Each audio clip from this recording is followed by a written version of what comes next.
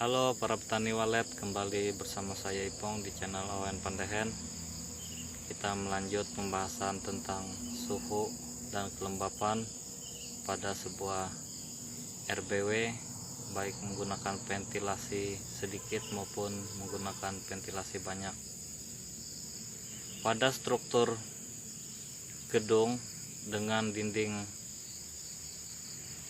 satu lapis, baik bata maupun batako, penggunaan ventilasi sedikit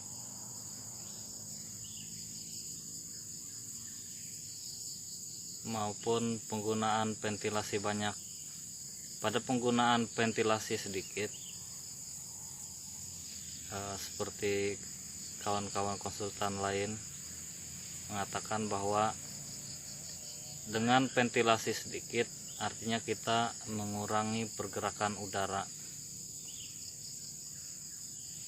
Untuk mencapai suhu dan kelembapan diperlukan pengurangan udara masuk dari luar. Apa yang disampaikan itu benar, bahwa dengan kita mengurangi pergerakan udara dari luar, maka suhu di dalam akan stabil dan kelembapannya pun stabil. Tapi ada persyaratannya apakah dinding baik bata maupun batako itu mampu tidak menahan panas dari luar, sehingga dia bisa mengisolasi panas yang dari luar tidak merembet ke dinding dalam, ke bagian dalam. Nah, rata-rata yang jadi permasalahan adalah panas pada penggunaan ventilasi sedikit dengan struktur dinding satu lapis itu adalah panasnya itu masuk di malam hari, karena sifat dari bata ataupun batako itu seperti baterai, dia ngecas, menyimpan energi, dan ketika terjadi perbedaan suhu di luar dan di dalam, dia akan melepaskan kembali.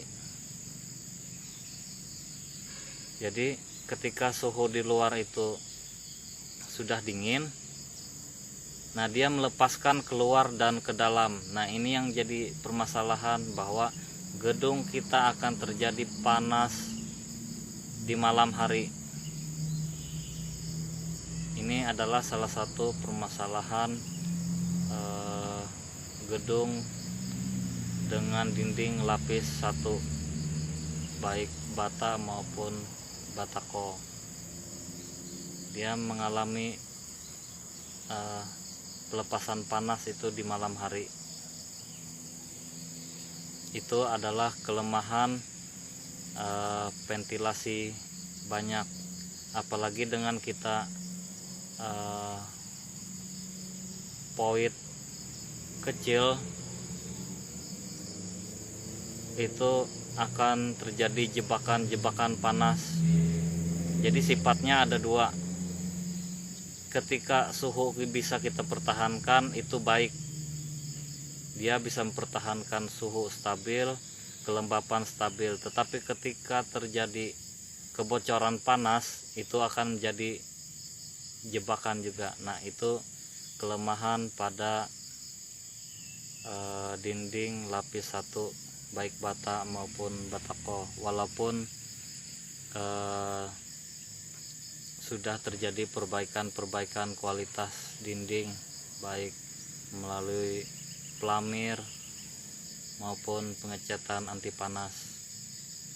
Nah, tolak ukur berikutnya adalah untuk kontrol seperti itu, kita lihat sarang, apakah sarangnya mengkerut apa tidak. Nah, ketika sarangnya tidak mengkerut, artinya masih bisa ditoleransi dalam hal ini, walaupun ada peningkatan panas di dalam ruangan. Selanjutnya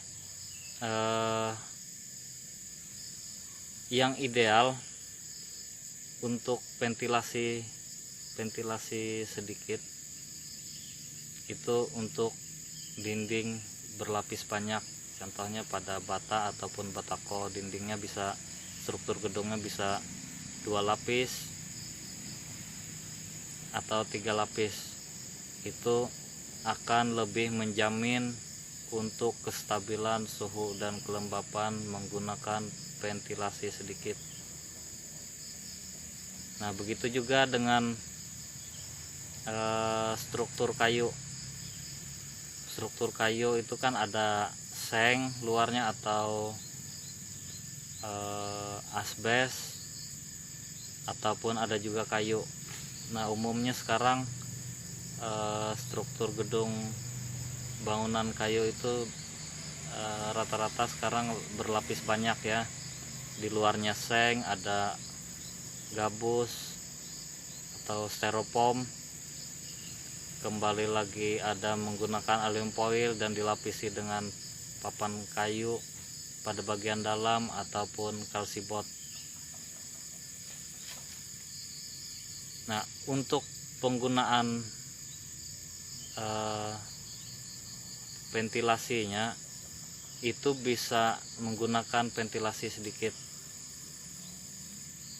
dengan catatan bahwa pengerjaannya pun benar, bahwa bisa kita menjamin rembesan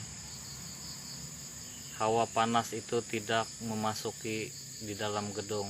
Itu bisa menggunakan ventilasi sedikit, artinya kita menghambat pergerakan udara dari luar untuk memasuki ruang.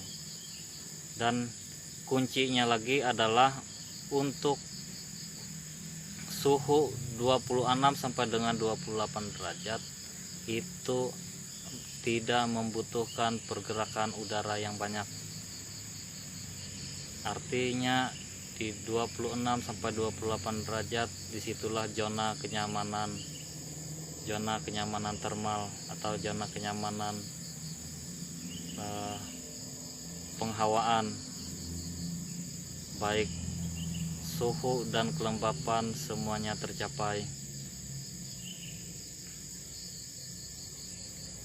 Nah, ketika tidak tercapai kadang banyak kita mengakalinya dengan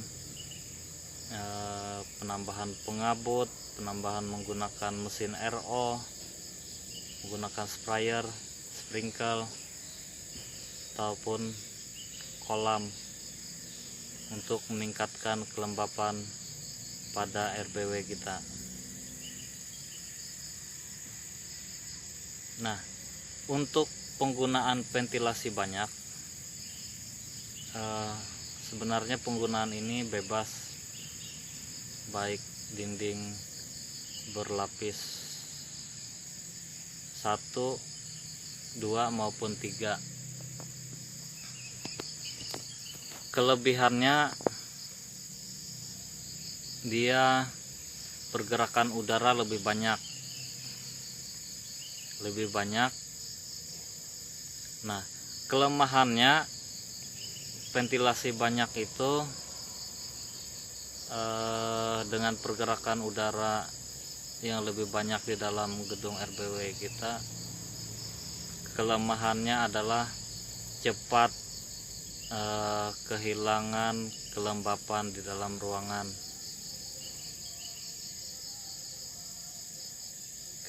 Kehilangan kelembapan, terus suhunya pun fluktuasi.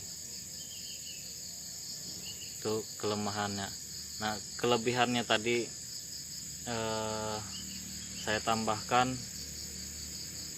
pergerakan udara lebih banyak,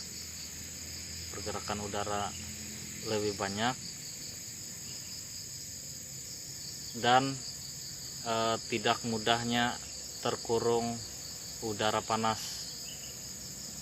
Nah, itu kelebihannya. Kalau kelemahannya tadi ya tadi seperti yang saya sebutkan tadi. Nah, termasuk rahasia of SPSI. Nah, rahasia of SPSI itu kan berdasarkan perhitungan ilmu fisika bangunan, dasar-dasar teorinya menggunakan ilmu arsitektur.